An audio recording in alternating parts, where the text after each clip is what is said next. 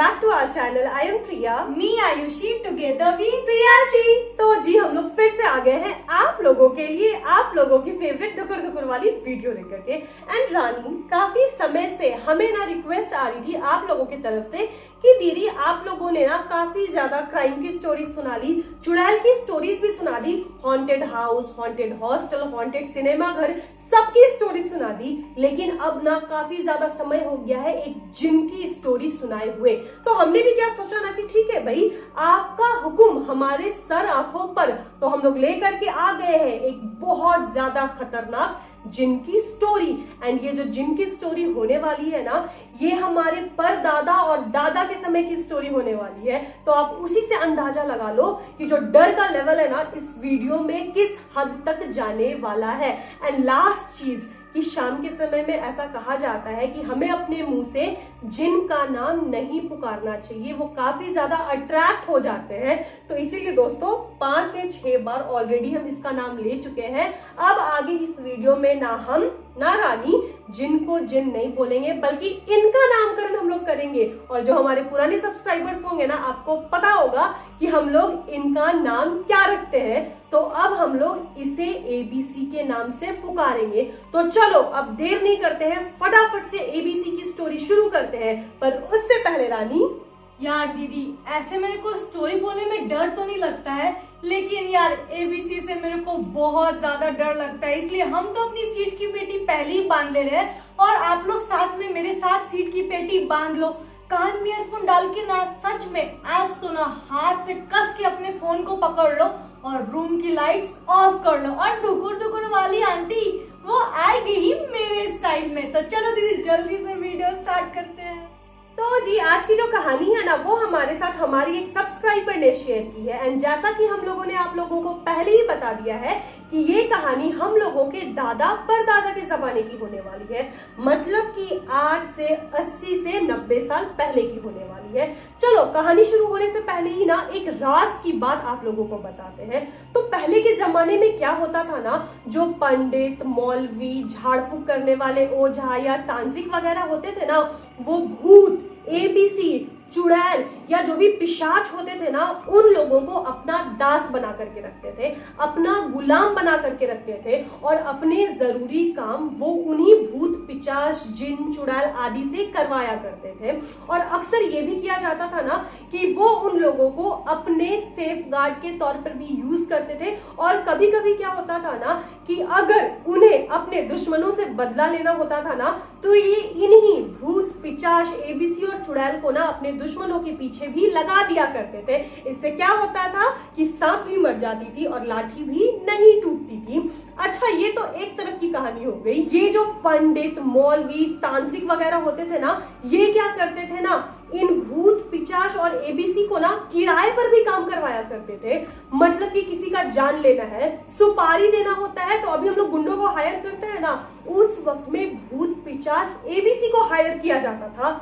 कैसे, अभी वो कहानी में आगे पता चलेगा। तो चलो, एक गांव था, उसमें ना एक जमींदार अपने परिवार के साथ रहा करते थे। तो समय के साथ क्या होता है ना कि जैसे जैसे जमींदार की उम्र बढ़ती जाती है, धीरे धीरे ना उनकी तबियत कुछ ज्यादा ही खराब होने लगती है। और साथ ही साथ तबियत खराब होने के कारण ना उनका जो कारोबार था ना, उसमें भी काफी ज्यादा घाटा होने लगता है। पहले तो परिवार वालों ने क्या सोचा कि उम्र के साथ तबियत खराब हो रही है, लेकिन नहीं, यहाँ पर ना उनकी तबियत ठीक होने का नाम ही नहीं ले रही थी। कई डॉक्टरों को भी दिखवाया गया, शहर में जाकर भी इलाज करवाया गया, पर उनकी हालत सुधरने के बजाय और ज्यादा बिगड़ती जा रही थी। और फिर सभी लोगों को क्या लगा कि ये जरूर किसी ना किसी दुश्मन का काम है, किसी ने जलन के कारण उस जमींदार के ऊपर टोना टोटका कर दिया है, जिस कारण से आज वो जमींदार मरने के कगार पर आके खड़ा हो गया है। और सिंस की वो गांव का सबसे ज्यादा अमीर आदमी था ना, और धीरे धीरे धीरे धीरे जलन के कारण ही वो आज एक गरीब जमींदार बन चुका था। तब लास्ट में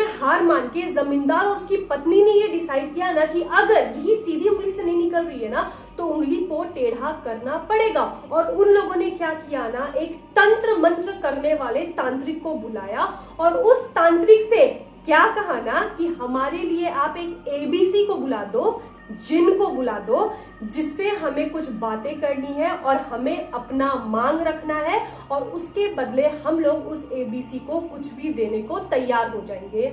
यहाँ पर तांत्रिक ने एबीसी को तो बुला दिया था, पर आप लोगों को एक बात बताए, जो एबीसी होते हैं ना, वो अपने बिना किसी फायदे के आपका कोई काम नहीं कर सकते, चाहे वो आपका कितना भी बड़ा नुकसान क्यों ना हो। लेकिन जब तक आप उनके साथ डील नहीं करोगे ना, तब तक वो आपका गुलाम नहीं बनेंगे। इसलिए तांत्रिक के कहने पे जो जमींदार था ना, एबीसी के साथ एक डील करता है और एबीसी को ये कहता है ना कि देखो, मेरा जो सेहत है ना, उसमें तुम सुधार कर दो, क्योंकि मेरे को बहुत ज्यादा जीने की चाह है, और साथ ही साथ मेरा कारोबार में जितना भी नुकसान हो रहा है ना, उस चीज से मेरे को बाहर निकाल दो। बदले में मुझे कुछ नहीं चाहिए, तुझे जो चाहिए होगा मैं वो तुमको दूंगा, बस तू किसी की जान मत मांगना। अब यहाँ पर ये डील सुनकर एबीसी भी खुश हो जाता है और वो जमींदार को ये बोलता है ना कि देखो, हर महीने तुम्हारा कारोबार ना हमेशा ऊंचाइयों पर पहुंचेगा, और उस बुलंदियों से तुम्हें जितना भी प्रॉफिट होगा ना,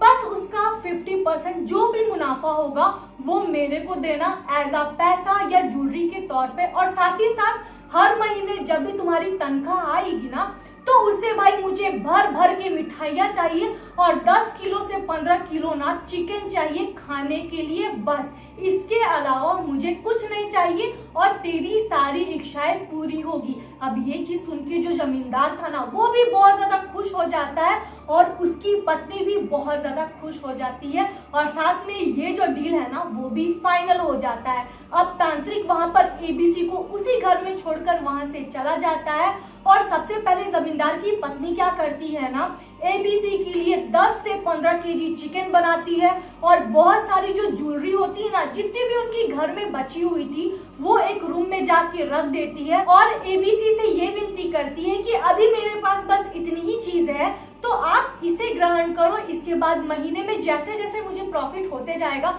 आपके लिए हम चिकन, मिठाई और जितनी भी ज्वेलरी है वो लेते आएंगे। और इतना कह के ना वो उस रूम से निकल जाती है। अच्छा, यहाँ पर आप लोगों को एक बात बता देते हैं, जो वो एबीसी था ना, वो किसी के सामने नहीं आता था, वो किसी को दिखाई नहीं देता था, बस जो उसकी आवाज है ना, वो सबको सुनाई देती थी, वो भी बहुत भारी और भरकम जो आवाज होती है ना, भारी गले की, वो आवाज थी। और जैसे ही वहां पर उसकी पत्नी चिकन, मिठाई और ज्वेलरी छोड़ के रूम लॉक करके बाहर निकलती है ना, तो 3-4 घंटे तो वो वेट करती है, पर उसे क्या लगता है ना कि शायद एबीसी तो आया नहीं होगा, क्योंकि उसे कुछ आवाज नहीं आती है अंदर किसी भी इंसान की। इसके बाद ना वो रूम खोलती है चेक करने के लिए कि कहीं सारे ज्वेलरी और चिकन गायब तो नहीं है, पर जैसे ही वो रूम खोलती है ना, तो उसकी पत्नी पता है क्या देखती है कि सारे मिठाइयाँ और जो चिकन थे ना, वो तो खत्म हो गया है, लेकिन बगल में जितनी भी ज्वेलरी थी ना, वो वैसी की वैसी वहां पर पड़ी हुई है। तब यहाँ पर उसकी पत्नी क्या सोचती है ना कि शायद एबीसी भूखा बहुत होगा, उसे ये सब का लालच नहीं होगा, तो इसलिए वो क्या करती है, चुपचाप से जितने भी गहने थे ना, उसको अपने अलमारी में रखने के लिए जाने लगती है। पर जैसे ही वो उस ज्वेलरी को छूती है ना, अचानक से नहीं पता कहां से उस कमरे में एक गूंजने वाली आवाज आती है, और वो आवाज ये बोलती है कि ए, वापस रख उसे, तुम्हारी हिम्मत कैसी हुई इस ज्वेलरी को छूने के लिए, अब ये सारा गहने पे मेरा हक है, और आज के बाद महीने महीने जितने भी तुम्हारे पास ज्वेलरीज, गहने, जेवरात आएंगे ना, सारे गहने तू इसी कमरे में रखेगी, और एक घड़े में सारे गहने को करके ना चुपचाप से गाड़ दो, और इस बारे में तुम किसी को भी नहीं बताओ। एबीसी की आवाज सुन के जमींदार की जो पत्नी थी ना, वो भयंकर तरीके से डर जाती है। इसके बाद वो सबसे पहले एबीसी से तो माफी मांगती है, और जैसा एबीसी ने कहा था ना कि सारे गहनों को घड़ों में छुपा के जमीन के अंदर गाड़ दो, वो वैसा ही करती है, और वो चुपचाप से उस कमरे को बंद करके वहां से चली जाती है, और डर के मारे जमींदार और जमींदार की जो पत्नी थी ना, वो उस कमरे में जाते भी नहीं है। पर जैसे जैसे महीने की 1 तारीख आती थी, और जैसा कि एबीसी ने कहा था कि उसी कमरे में जितनी मिठाइयाँ, चिकन और ज्वेलरी है, जो भी प्रॉफिट का मुनाफा होगा वो रखना है, वैसे ही उसकी पत्नी करती थी, और वहां से वो निकल जाती थी। ऐसा करते करते ना अब लगभग 6 महीने बीत चुके थे। 6ठे महीने जब उन लोगों को प्रॉफिट हुआ हुआ और वो लोग गहनों और खाने की चीजों के साथ जब उस रूम में घुसते हैं ना, तो वो लोग क्या देखते हैं ना कि रूम की जो दुर्दशा थी ना बुरे तरीके से बिगड़ चुकी थी। चारों ओर मकड़ी के बड़े बड़े जाले थे और जो जमीन थी ना वो भी बहुत तरीके से गंदी हो चुकी थी, मतलब जमीन की मिट्टी बाहर आ चुकी थी, क्योंकि उस रूम में ना अब कोई भी नहीं जाता था, किसी तरीके का कोई मेंटेनेंस नहीं होता था। भाई अब वो जो कमरा था वो तो घर का ही एक हिस्सा था ना, अब घर के सारे रूम इतने अच्छे से थे एंड वो कमरा बहुत ज्यादा बुरा लग रहा था। तो जमींदार ने अपनी बीवी को क्या बोला ना कि एक काम करो, अब जब रूम खुला ही है तो इसको ना पूरे अच्छे तरीके से साफ कर दो, झाड़ू कर दो, मकड़ी की जालों को साफ कर दो और उसके बाद कमरे को बंद कर देना। जमींदार की बीवी को डर तो बहुत लग रहा था क्योंकि उसने एबीसी की आवाज पहले भी सुनी थी, फिर भी दिल पकड़ करके अपना कलेजा थाम करके वो रूम में घुसती है और सफाई करनी चालू कर देती है। कांपते कांपते कांपते कांपते ना उसने मकड़ी के जालों को साफ कर दिया, पर अभी तक एबीसी की आवाज नहीं आई थी। मिठाइयाँ और चिकन ना कोने में पड़े हुए थे। उसके बाद क्या होता है ना, वो झाड़ू लेती है, झाड़ू लेकर के ना पूरे घर को साफ करने लगती है, पर स्टिल अभी तक ना उसने एबीसी की आवाज नहीं सुनी थी और वो मना रही थी कि पीछे से बस एबीसी की आवाज नहीं आए, अदरवाइज उसका तो राम नाम सत्य है वहीं पर हो जाता। अब बारी थी रूम पर पोछा लगाने की। एंड पहले के समय में क्या होता था ना, नॉर्मल पोछा नहीं लगाया जाता था, गाय का जो गोबर होता था ना उसको पानी में मिला करके मिट्टी के घरों में ना ऊपर से झाड़ू लगा दिया जाता था। तो अब वो क्या कर रही थी ना, एक कॉटन के कपड़े से उसी गाय के गोबर में कॉटन के कपड़े को डाल करके पूरे रूम को लीप रही थी। गांव के भाषा में इसको लीपना बोलते हैं। जैसे ही लिपते लिपते लिपते लिपते एक सर्टेन पॉइंट पर जमींदार की बीवी का हाथ आया ना, उसका हाथ जमीन से चिपक गया। ऐसा फील हो रहा था ना कि कुछ बहुत ज्यादा वजनदार चीज उसके हाथ के ऊपर चढ़ गई है और जमींदार की बीवी चाह कर भी अपने हाथ को टस से मस नहीं कर पा रही थी। अब डर के मारे ना जमींदार की बीवी के मुंह से आवाज भी नहीं निकल रहा था। काफी देर, लगभग 5 से 10 मिनट उसने मशक्कत किया एंड उसका हाथ नहीं हटा। डर के मारे ना अब जमींदार की जो बीवी थी वहीं पर बेहोश हो गई। उसके बाद काफी देर तक जब जमींदार की बीवी उस कमरे से नहीं निकली, तब जमींदार आए उस कमरे को झांकने के लिए और क्या देखते हैं वो कि उसकी बीवी वहीं पर बेहोश पड़ गई है एंड मिठाइयां और जितने भी चिकन वगैरह के आइटम थे वो सब तो खत्म हो गए थे और गहने भी जमीन के अंदर उनकी बीवी ने गाड़ दिए गए थे। तो उन्हें क्या लगता है कि मे बी बीवी की तबीयत खराब हो गई होगी या गर्मी के कारण वो बेहोश हो गई होगी। वो अपनी बीवी को बाहर निकालते हैं, बाहर निकालने के बाद रूम को लॉक कर देते हैं और जब उनकी बीवी होश में आती है ना, तब वो बताती है कि उनके साथ रूम के अंदर क्या हुआ था। तब जमींदार को उनकी बीवी पर विश्वास नहीं होता है और जमींदार ये बोलते हैं कि ये जो एबीसी है ना, आज तक इसने हमें कोई हानि नहीं पहुंचाया है, तो आई डोंट थिंक ये तुमको डराएगा, ये हमेशा हमारी मदद ही करता है। तो हो सकता है ना कि डर के मारे तुम्हारा वहम होगा और तुम ऐसे ही डर के मारे बेहोश हो गई होगी। कुछ देर के बाद ना जमींदार की बीवी को भी लगता है कि हाँ शायद उसके पति सही कह रहे हैं, लेकिन जैसे जैसे अब समय बीत रहा था ना, जमींदार तो ज्यादा देर घर पर रहते नहीं थे। मोस्ट ऑफ द टाइम उनकी बीवी ही घर पे रहा करती थी और जो बच्चे थे वो पढ़ने के लिए शहर में जा चुके थे। तो उनकी बीवी को क्या फील होता था ना कि उस कमरे से किसी के जोर जोर से खिलखिलाने की आवाज आ रही है एंड ये जो आवाज थी ना किसी आदमी की नहीं थी बल्कि किसी लड़की की आवाज थी। साथ ही साथ ऐसा लगता था ना कि कमरे के अंदर से चूड़ियां पहन करके, पायल पहन करके कोई दौड़ रहा है, खेल रहा है, हंस रहा है। अब जमींदार की बीवी को डर तो बहुत लगता था और वो अपने पति से इन बातों को शेयर भी करती थी, लेकिन जमींदार को क्या लगता था कि ये उनकी बीवी का वहम है और बार बार उनके वहम का नाम लेकर के जमींदार अपनी बीवी की बातों को इग्नोर कर दिया करते थे। समय के साथ साथ ये आवाजें और बढ़ने लगी, लेकिन जमींदार की बीवी की बात सुनने वाला कोई नहीं था। अब जमींदार की बीवी को क्या लगने लगा था ना कि अपने हेल्थ के लिए और अपने कारोबार के लिए उन्होंने जिस एबीसी को बुलाया था ना, अब वो एबीसी इनके लिए जी का जंजाल बन चुका है, मतलब कि मुसीबत बन चुका है। कभी भी किसी के रोने की आवाज आती थी, कभी भी किसी के हंसने की आवाज आती थी, कभी भी किसी के पायल पहन के दौड़ने की आवाज आती थी और उनकी बीवी को ये नहीं समझ में आता था कि जब हमने मेल एबीसी को बुलाया था तो अंदर में बाय 1 गेट 1 का ऑफर कैसे चल रहा है, कोई औरत कहां से आ गई है। जमींदार की पत्नी को एबीसी की इन सारी हरकतों से डर तो बहुत ही ज्यादा लगता था, लेकिन बेचारी वो चाह कर भी ना कुछ नहीं कर सकती थी, क्योंकि ये तो उसकी एबीसी के साथ डील थी जो कि उसे ना चाहते हुए भी ना हर मंथ पूरी तो भाई करनी ही थी। इसलिए वो लास्ट ऑप्शन क्या सोचती है ना कि सारी चीजों को ना भाई चुपचाप मुंह बंद करके अपना लेते हैं। अब इसके साथ धीरे धीरे समय भी कट रहा था और जैसे जैसे समय बीत रहा था वैसे वैसे जमींदार और जमींदार की जो पत्नी थी ना वो भी धीरे धीरे बूढ़े हो रहे थे। और एक समय आता है ना जब जमींदार बूढ़ा होके मर जाता है। अब जमींदार के मरने के बाद ना सारा जो बर्डन था ना वो जमींदार की पत्नी के ऊपर आ जाता है और ना चाहते हुए भी ना अब हर मंथ एबीसी का जो भी डिमांड था वो तो जमींदार की पत्नी को पूरा करना ही था।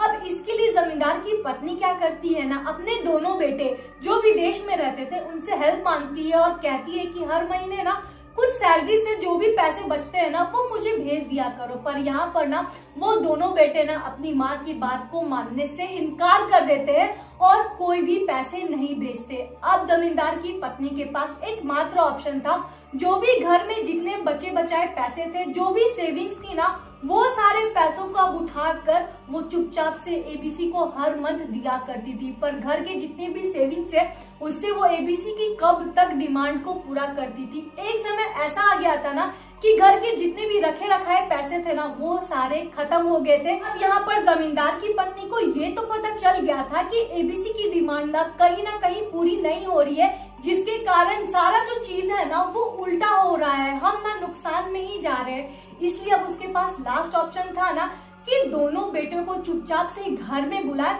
और इस बारे में बात करे, जो भी चीज है वो चीज को ठीक करे। इसलिए वो चुपचाप से अपने दोनों बेटों को फोन लगाती है और कहती है कि तुम लोग जल्दी से जल्दी विदेश से यहाँ आ जाओ, मेरे को तुम दोनों से बहुत जरूरी बात करनी है। दोनों बेटे जैसे ही गाँव आते हैं ना उसकी पत्नी क्या करती है ना सारी बात, यानी कि एबीसी कौन है, हर महीने वो पैसे एबीसी को देती है और सारी जो भी चीजें थी ना वो सारी बातें अपनी दोनों बेटे को बता देती है और ये भी डिमांड करती है कि भाई देखो अपने सैलरी से कुछ पैसे मेरे को भी दो, वो अगर हम एबीसी को देंगे ना तो पक्का तुम लोग का जो भी बिजनेस है ना उसमें तुम लोगों को भी तरक्की होगा, भाई मेरा बात मानो। अब यहाँ पर उन दोनों बेटों को क्या लगता है ना कि ये माँ मजाक कर रही है बस हम लोग से पैसे निकलवाने के लिए, क्योंकि आज तक हमें तो पता नहीं चला ये सारा जो भी रास्ता। अगर तुम्हें हमसे पैसे ही चाहिए तो चुपचाप से मांग लो ना, ऐसे साइड से पैसे हमसे ऐंठने का क्या चाल है यहाँ पर। बेचारी माँ अपने दोनों बेटों को ना लाखों बार समझा समझा के थक गई कि मेरे बातों पे भाई विश्वास करो, और वो जो कमरा है ना उसके अंदर अगर तुम लोग देखोगे ना तो वहाँ इतना सारा पैसा और गहना है ना कि अभी हमारे ना बैठे बैठे 7 से 8 जो पुश्ते हैं ना वो आराम से खाएंगी। इसीलिए भाई तुम लोग मेरा जो बात है उसको मान लो। पर यहाँ पर दोनों बेटे ने मना कर दिया इस बात को मानने से। लेकिन यहाँ जो छोटा बेटा था ना उसके मन में कहीं ना कहीं लालच पनप बैठी थी। बड़े भाई के सामने उसने ये दिखाया कि अरे माँ तो ऐसे ही मजाक कर रही है, ये काफी ज्यादा अंधविश्वास में पड़ गई है। लेकिन कहीं ना कहीं उसने डिसाइड किया था ना कि अकेले रात में जब सारे लोग सो जाएंगे ना वो उस कमरे में जाएगा और जैसा कि उसकी माँ ने बताया है कि जमीन के नीचे अरबों रुपए और गहने हैं वो चेक करेगा। उसी रात जब सब सो जाते हैं ना तो बिना माँ को बताए, बिना अपने बड़े भाई को बताए वो क्या करता है, कमरे की चाबी लेता है, एक कुदाल लेता है और कमरे में घुस जाता है और रात भर उस कमरे की खुदाई भी करता है। खुदाई करते करते करते करते ना अचानक उसके बेटे को ना बहुत जोर से किसी लड़की के चिल्लाने की आवाज भी आती है। यहाँ पर वो ऐसे ऐसे देखता है बट उसको कोई भी नहीं दिखता है और वो उसके बाद वो ध्यान छोड़ करके फिर से खुदाई करने लगता है। और उसके बाद जैसा कि उसकी माँ ने कहा था ना उसे जमीन के अंदर काफी ज्यादा गहने दिखते भी है।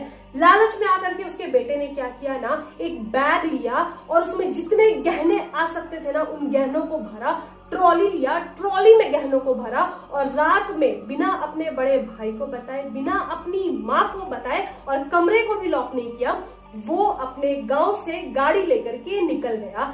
जैसे ही रास्ते में वो आगे बढ़ा ना 2 से 3 घंटे के बाद उसकी बीवी उसको कॉल करती है और कॉल करके क्या बताती है ना कि आप कहाँ हैं, जहां भी है जल्दी घर आ जाइए। क्योंकि क्या हुआ है, जब हमारी बेटी स्कूल से आ रही थी एक बस ने उसको टक्कर मार दिया है और हमारी बेटी का एक पैर पूरी तरीके से कट चुका है। ये सुनते ही उसके छोटे बेटे के होश उड़ गए और वो तेजी से शहर की ओर बढ़ने लगा। तब तक क्या होता है ना कि इधर इसके बड़े भाई का कॉल उसको जाता है। जैसे ही उसने अपने बड़े भाई को कॉल उठाया ना, उसके बड़े भाई उसको बोलते हैं कि तूने क्या किया, कमरे में से तूने गहनों को क्यों चोरी किया, यहाँ पर बहुत गड़बड़ हो चुकी है, जल्दी गांव वापस आ, जहां भी हो, और गहनों को कहीं मत बेचना, माँ की हालत बहुत ज्यादा खराब हो रही है। अब छोटे बेटे को समझ में नहीं आ रहा था कि वो अपनी बेटी के पास विदेश जाए या गांव में अपनी माँ के पास जाए। हालांकि गांव नजदीक था, वो क्या करता है, अपनी गाड़ी घुमाता है और गांव की ओर बढ़ जाता है। जैसे ही वो गांव में पहुंचता है ना अपने घर में, उसकी माँ की हालत बहुत ज्यादा खराब थी। उसकी माँ होते हुए भी उसकी माँ नहीं थी। मतलब आप लोग समझ रहे हो, शरीर उसकी माँ का था, शक्ल उसकी माँ का था, लेकिन बिहेवियर उसकी माँ का बिल्कुल नहीं था। आवाज बिल्कुल चेंज हो चुकी थी और उसकी माँ ना बहुत ज्यादा बौखलाई हुई थी, बहुत ज्यादा गुस्से में थी और वो छोटे बेटे को देखते के साथ ही ना और ज्यादा गुस्से में आ गई और जोर जोर से खड़े होकर के गालियां देने लगी और उसे चेतावनी भी थी। पता है आपको उसकी माँ ने क्या कहा? उसकी माँ ने कहा ना कि तेरी हिम्मत कैसे हुई मेरे गहने को छूने की, अभी गहने को चोरी करने के चक्कर में तूने मेरी बेटी के पैर काट दिए हैं, जा उधर विदेश में देख, मैंने भी तेरी बेटी के पैर काट दिए हैं। यहाँ पर ना ये सुनते ही सबके होश उड़ गए। कहीं ना कहीं अब दोनों बेटों को समझ में आ गया था ना कि माँ की कही हुई एक एक बात सही है और अब माँ के शरीर में वही एबीसी आ चुका है और वो अभी बहुत गुस्सा है। यहाँ पर क्या होता है ना कि वो लोग एबीसी से बहुत माफी मांगते हैं अपनी माँ के शरीर में जो एबीसी था, लेकिन वो एबीसी कुछ नहीं बोलता है, बस गुस्सा करके उसकी माँ के शरीर से वहां से निकल जाता है और उसकी माँ वहीं पर बेहोश होके गिर जाती है। लास्ट में पानी वगैरह छिड़कने के बाद जब उसकी माँ होश में आती है ना, तब दोनों बेटे माँ को सारी कहानी सुनाते हैं और फिर उसकी माँ समझ जाती है कि बात और मामला काफी ज्यादा बिगड़ चुका है और अब ये हमारे वश में नहीं है। उसके बाद उसकी माँ क्या करती है ना, उसी तांत्रिक को बुलाती है जिस तांत्रिक के हेल्प से ना उन्होंने अपने कारोबार और उन्होंने अपने पति का जो हेल्थ था उसमें सुधार लाया था। वो तांत्रिक आता है, तांत्रिक ने जिन को कंट्रोल में करने की कोशिश की लेकिन जिन कंट्रोल में नहीं आया। यहाँ पर तांत्रिक के आने के बाद ना एबीसी ने जो जो बातें बताई ना, आप लोग विश्वास भी नहीं करोगे। यहाँ पर एबीसी ने सबसे बड़ा खुलासा ये कहा ना कि उस कमरे में वो केवल एबीसी ही नहीं रहता था बल्कि साथ में उसकी छोटी सी एक बच्ची रहा करती थी। और कहानी के स्टार्टिंग में याद है आप लोगों को हमने बताया था कि उस कमरे से ना चूड़ी पहन के या फिर पायल पहन के किसी के दौड़ने की आवाज आती थी। सच बताए तो वो ना एबीसी की बेटी थी जो उस कमरे में खेला करती थी, जिसकी खिलखिलाहट की आवाज सुन के जो जमींदार की पत्नी है ना वो बहुत ज्यादा डर जाती है। और एक इंसिडेंट जिसमें जब जमींदार की पत्नी उस कमरे में जाके घर की लिपाई कर रही थी ना, जिसमें जो उसका हाथ है वो जमीन से चिपक गया था, उस टाइम जो एबीसी की बेटी है ना वो बस ऐसे ही मजाक करने के लिए जमींदार की पत्नी के हाथ के ऊपर अपना पैर रख दी थी, जस्ट बिकॉज उसको थोड़ा परेशान करे।